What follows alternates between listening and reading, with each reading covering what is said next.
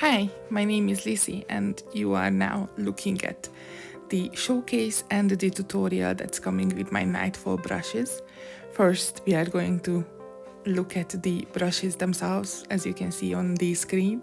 I am swatching every single one of them, so you don't have to just look at a picture of it, but kind of get a feel on how they are in your hand on your canvas. So yes, first we are going to look at the real inks, what I call real inks, which basically means that these are ink brushes that feels like real pen. So like when you are scratching the paper with a pen, it kind of has a texture, and when you are scratching lightly with this one, it has the same texture. And I added some of the more digital looking ones as well, because it's really good for outlining and inking those sweet outlines and solid parts. I added some hatching and also a hatching tutorial with what you can just make your own hatching brush. There's some shape fillings in it, which you can now see, and some sweet ink washes that I really like personally. It's kind of like watercolor, but not at the same time. It's very nice with the dark color. And now let's just get into the drawing part. We are going to draw this cute little critter made by Mr. Finch, and you can check out their Instagram at Mr. Finch Textiles, and you will see the tag on it the entire time. And I thought that maybe this part is interesting for you, how I sketch. I'm using a pencil brush from my Dreamy Drawing Tool set, so I am not going to show off this brush, but yeah, this is from my Dreamy Drawing Tool set. And as you could see, I just start with the basic shapes and try to depict what's on the picture next to me.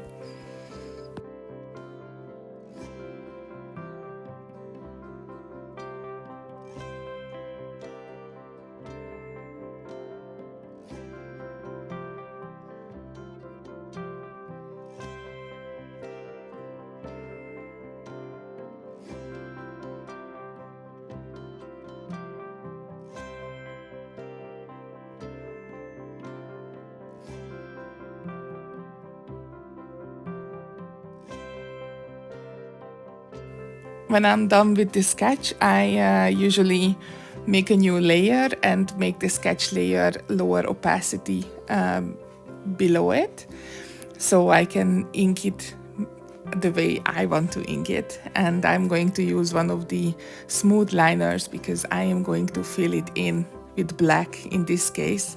So I will need the ink to be solid, or as solid as it can be with inks. And yes, this is the inking that will give the outline texture for this drawing.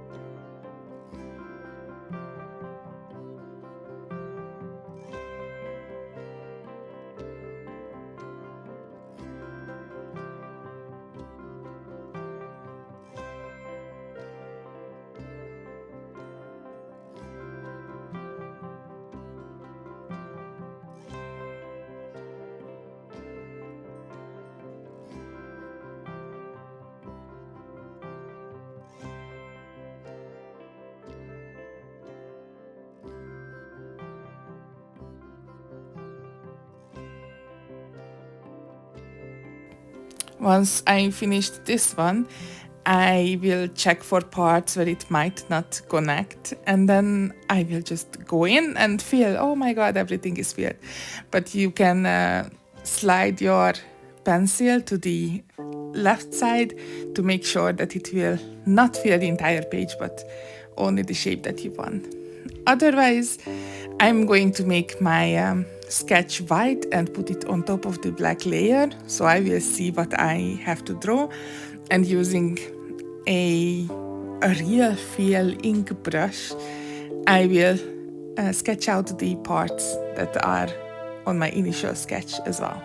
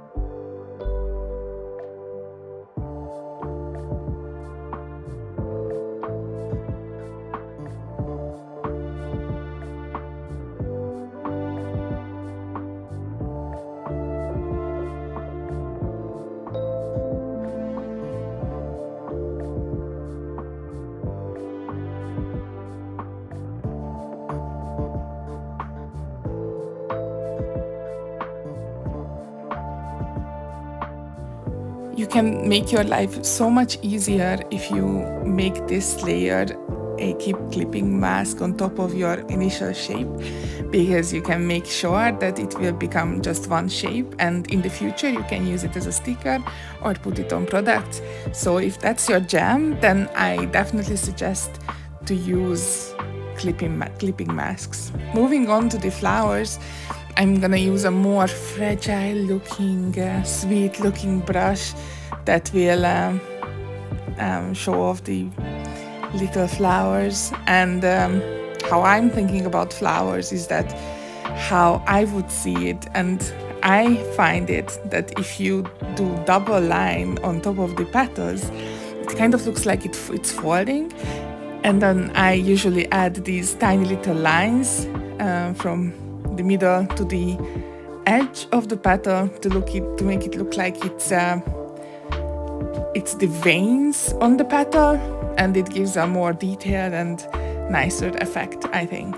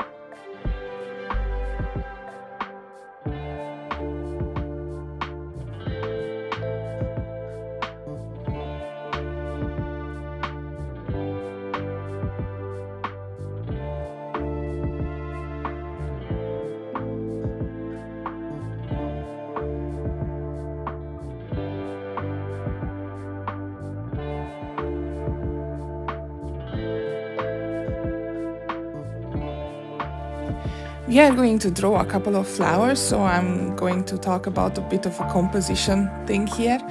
What I find best is to make an odd number of things on any kind of drawing, because the eye is more interested, or our human brain is more interested in things that are odd numbered for some reason. So I am going for that, and in the meantime you can see me doing the little lines. I will come back to this and make it even more detailed. This is just the kind of a sketch part of it.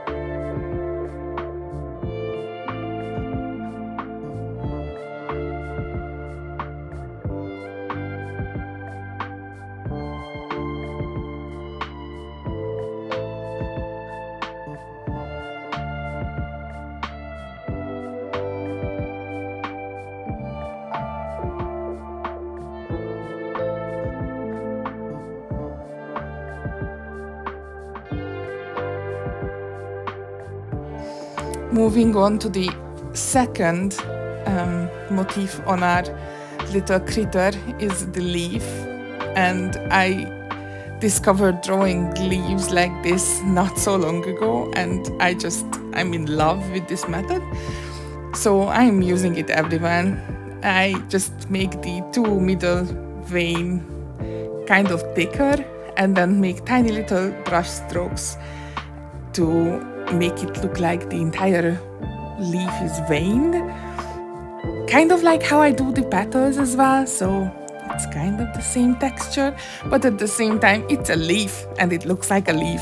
So yes, it looks like a detailed leaf, and I'm super happy with how it looks. And I think you can learn more about how I'm doing it just watching it than me talking about it. So let's just watch the video.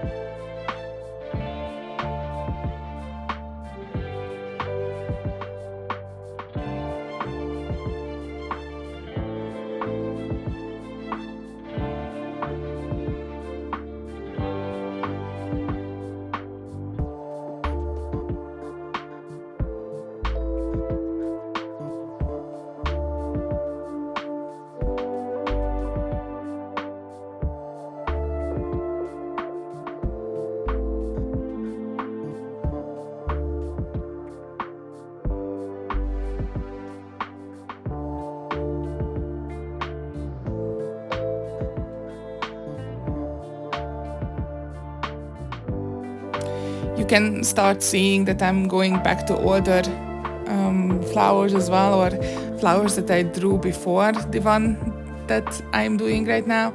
It's because I realized that, well, might as well just do the really detailed petals right away. Like, there's no reason to make a sketch and then go back and then make the inking. No, we just go in and do lots of little lines to make it very detailed. One thing about this is that I hope that I'm explaining it well, that how you are supposed to do the lines. You are not supposed to press down your pen a lot. It's supposed to be very light, like kind of scratching the surface, that will make this sweet, sweet, sweet texture to these lines.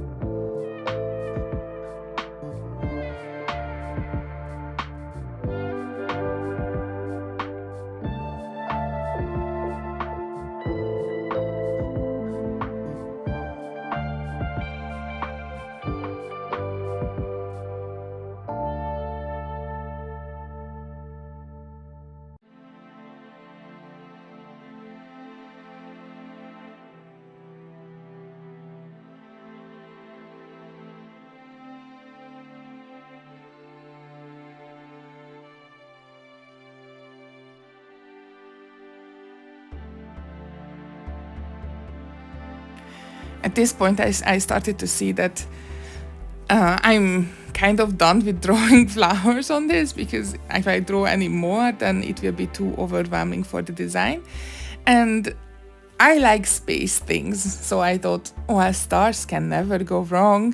So I did add some stars, and on the final version off camera, I added some fur on the top of the little mouse. I don't know if it's a mouse, but I added some fur on top of its head, and I did make a little tutorial in the set itself on how to make different kind of textures with my brushes, and the tiny little fur is in it, so don't worry. There's a tutorial on that one too.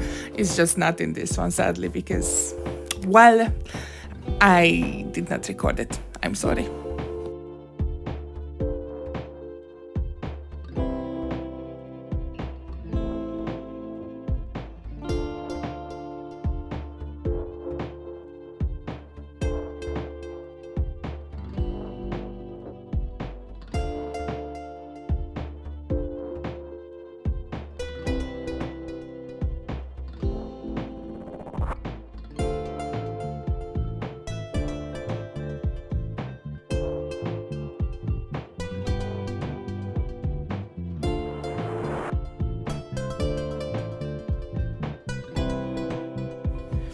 first I thought the mouse would have like a huge star on its forehead, but then I kind of thought, but the moon, we have to have the moon.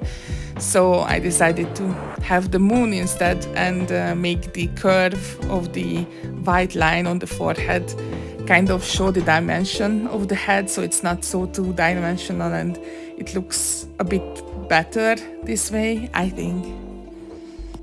After that, I resorted to some extra line work on some parts that I thought would be shaded, just so that it again looks a bit more detailed and more thought out and stands together more with the intricate design of it. And then finally I added my go-to paper, which is from Lisa Glance, and you will find the link to it in the description. It's an affiliate link. I always use these papers on everything. It's just, they are wonderful. So yeah, get Lisa Glance's papers as well.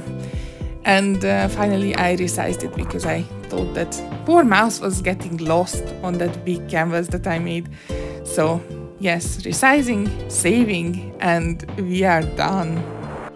I hope this little draw along helped you learn a bit more about brushes and how to do ink in Procreate. And if you did like it, please support me by buying Nightfall. Thank you. Bye.